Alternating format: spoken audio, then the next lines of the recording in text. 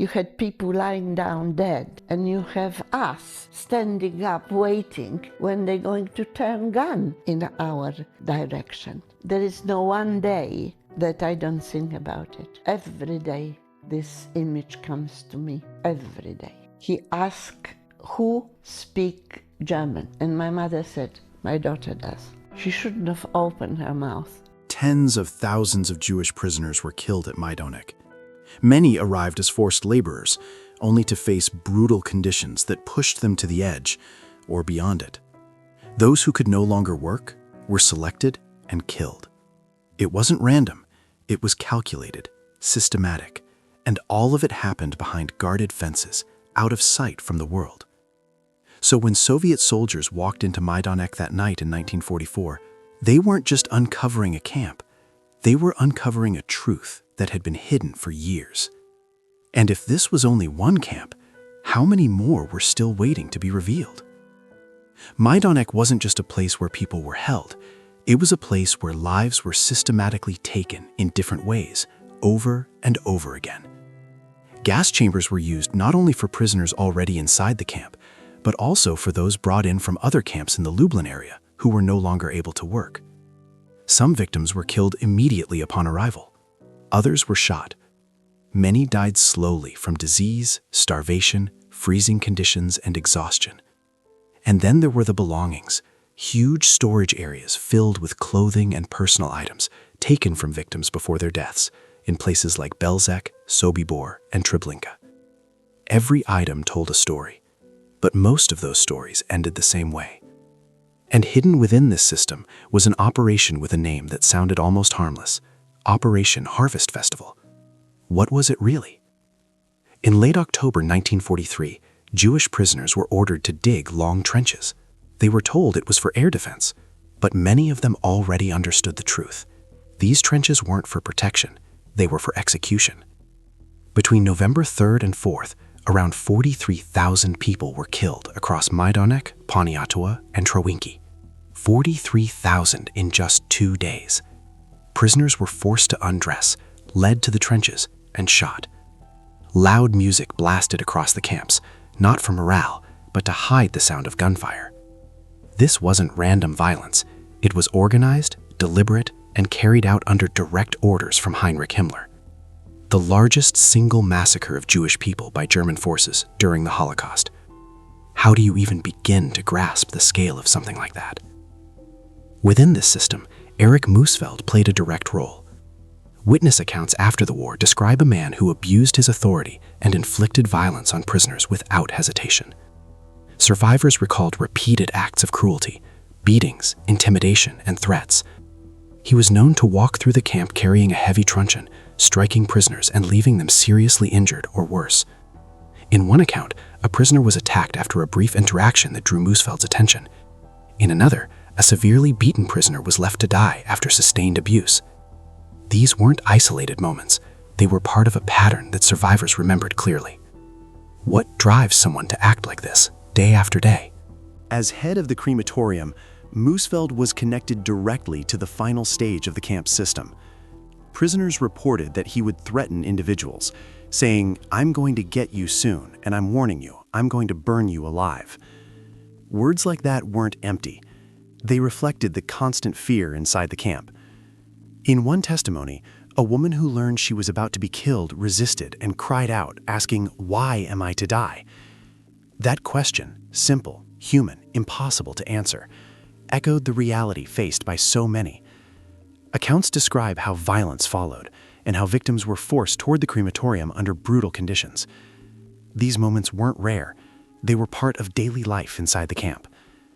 How do you survive in a place where even asking why changes nothing? Executions and deaths were not only frequent, they were controlled. Witnesses described how prisoners were sometimes selected based on their physical condition, especially when camp authorities wanted to maintain certain numbers. In some cases, weaker prisoners were chosen for execution. Bodies were then burned in the crematorium, which at times struggled to keep up with the scale of death.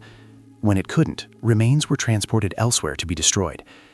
Even the process of death was managed like a system that had to keep running. What does it mean when human lives are reduced to numbers on a schedule? There were also testimonies describing killings of children, shared by survivors after the war. These accounts are deeply disturbing and reflect the extreme violence that took place within the camp system. Witness Jerry Lang described seeing Mussfeldt approach the crematorium carrying children, followed by sounds of gunfire. To cover those sounds, engines from nearby vehicles were sometimes run continuously. These details, recorded after the war, give a glimpse into events that were hidden from the outside world at the time. How much of this was happening beyond what anyone could see? By the time Soviet forces arrived on July 24, 1944, Majdanek was still largely intact. Unlike other camps, it hadn't been fully destroyed or abandoned. Inside, fewer than 500 Jewish prisoners were found alive. Fewer than 500. After everything that had happened within those fences, that was all that remained. And standing in that space, surrounded by evidence that couldn't be erased, one question becomes impossible to ignore. How was something like this allowed to continue for so long without the world truly seeing it? When Soviet forces exposed Majdanek to the world, they didn't just uncover a camp. They revealed evidence that could no longer be denied. Journalists walked through the site, documenting what remained. Between 80,000 and 120,000 people had died there during its operation. Numbers like that are almost impossible to process, but they were real, and now the world was finally seeing it. And yet, even as this truth came out, the system behind it was still running elsewhere. So what happened next? In May 1944, Erich Muhsfeldt was sent back to Auschwitz, this time to Birkenau, the largest killing center within the entire complex. There, during the mass deportation of Hungarian Jews, hundreds of thousands were murdered in a matter of months. Mussfeldt oversaw the crematoria during this period. Witnesses later described scenes of extreme violence, prisoners beaten, forced, and pushed toward death. Survivors recalled that those who couldn't follow orders fast enough were met with brutality. Some accounts describe victims being forced into the crematoria under horrific conditions. It wasn't chaos. It was organized, repeated, and relentless. How does something like this continue at such scale? Testimonies from survivors give chilling insight into his behavior. Miklos Niesli, a prisoner and doctor at Auschwitz, later described how Mussfeldt once came to him after overseeing the killing of dozens of prisoners. When asked about it, he showed no concern for what had happened. The scale didn't matter to him, whether it was one life or many. That response alone reveals something deeper. What kind of mindset allows a person to disconnect completely from human life? There were also rare moments that showed just how unforgiving the system was. In one case, a teenage girl survived a gas chamber, something almost unheard of. Niesli reportedly tried to intervene, hoping her life could be spared, but the system allowed no exceptions. Orders were followed, and the outcome did not change. Even survival in a place like that didn't guarantee escape. So what chance did anyone really have? By August 1944, Mussfeldt was sent away from the camps and into active combat on the front lines during fighting in Hungary. After being wounded, he was reassigned once more, this time to Flossenburg concentration camp in early 1945. Conditions there were just as harsh. Prisoners faced extreme treatment, constant punishment, and exhausting routines that pushed many beyond their limits. As the war neared its end, the camp was evacuated and prisoners were forced on death marches. Even in the final days, the violence didn't stop. Why did it continue even when the outcome of the war was already clear?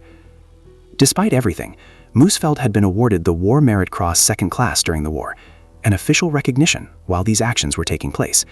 It raises a difficult question. How were such acts not only allowed, but rewarded? After the war ended, the system collapsed, but accountability followed. Mussfeldt was captured and initially sentenced to life imprisonment by a U.S. military court in 1947. But that wasn't the end. He was extradited to Poland, where he stood trial again during the Auschwitz proceedings.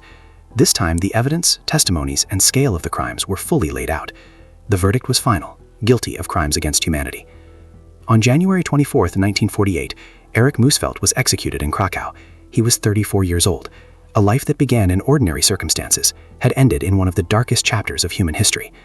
Even his final words, recorded during the war, reflected the ideology he carried, showing no regret, no reflection. And in the end, there was no sympathy left for him. This story isn't just about one person. It's about a system, a mindset, and the consequences of unchecked power. The camps are no longer operating, but the questions they leave behind still matter today. How do ordinary people become part of something so destructive, and how do we make sure it never happens again? They were drowning in horror.